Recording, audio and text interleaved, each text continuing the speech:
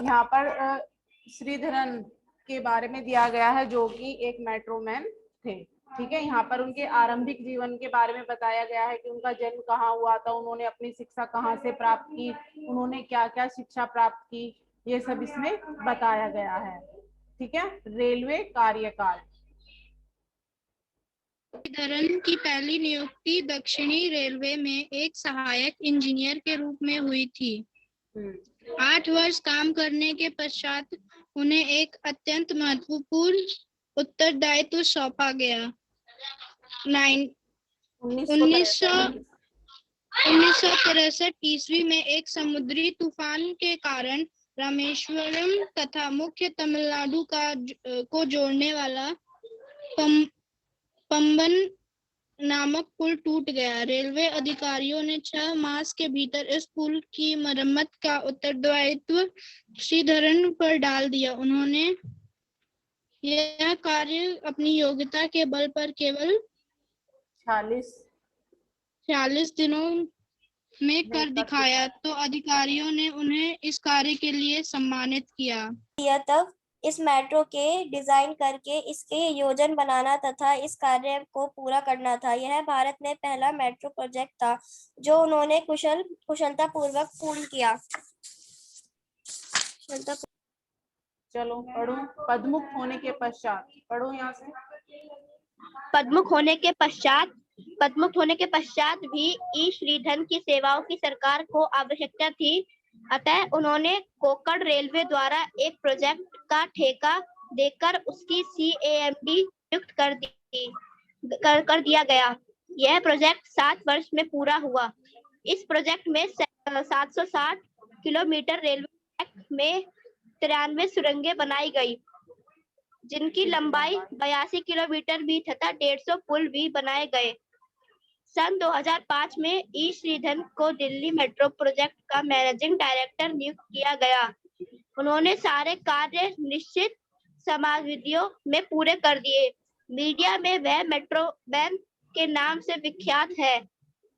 France सरकार ने भी उन्हें उच्च उपाधि प्रदान की है। सन 2009 में श्रीधरन ने एक पुल का एक भाग गिर जाने के कारण त्याग पत्र दे दिया था, परंतु सरकार तथा अधिकारियों के आग्रह पर उन्होंने अपने पद पर बने रहने की सहमति दे दी।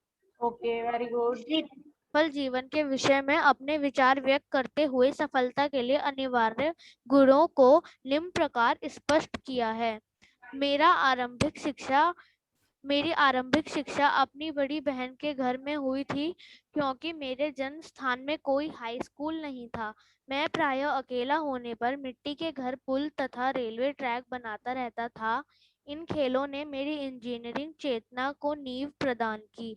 मेरे घर से 1.5 किलोमीटर की दूरी पर स्थित अपने स्कूल आते जाते मैं स्टेशन पर इंजनों को आते जाते देखा करता था। मेरे आरंभिक जीवन ने मुझे परिश्रम, समय का पालन तथा ईमानदारी के गुण प्रदान किए। साल के दौरान मुझे मेरे बॉस GP वेरियर ने अत्यंत प्रभावित किया, जो कि रेलवे बोर्ड में चेयरमैन थे। उनसे मैंने कार्यकुशलता का पाठ पढ़ा तथा अपने काम में स्वयं को जी जान से डाल देना मेरा स्वभाव बन गया। मैंने सदैव समय का पाबंद रहकर कार्य किया, प्रातः कभी अपने कार्यालय के लिए लेट न होने तथा सायंकाल ठीक 5:30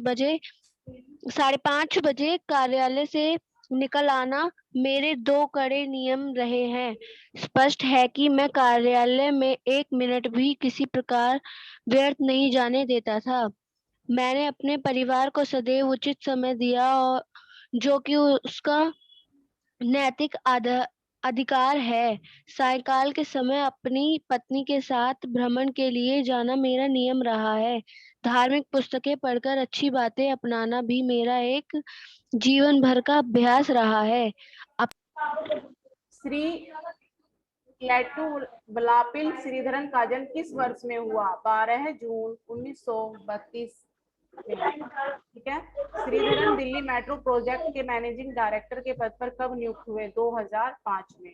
GP वेरियर कौन थे? GP वेरियर रेलवे बोर्ड के चेयरमैन थे। ठीक है। श्रीधरन को मीडिया में पापा अर्पिता जाना- को देखो आप। श्रीधरन को मीडिया में किस नाम से जाना जाता है? Metro man. किस नाम से जाना जाता है? Metro man. ये सभी बच्चे इनको अपनी बुक में ही भरेंगे, ठीक है। उसके बाद श्रीधरन का जन्म केरल राज्य के किस जिले में हुआ? वह है पलक्कड़, ठीक है। 1963 ईस्वी में समुद्री तूफान से टूटे जिस पुल को श्रीधरन ने बनवाया वह है, कौन सा है? पंबन।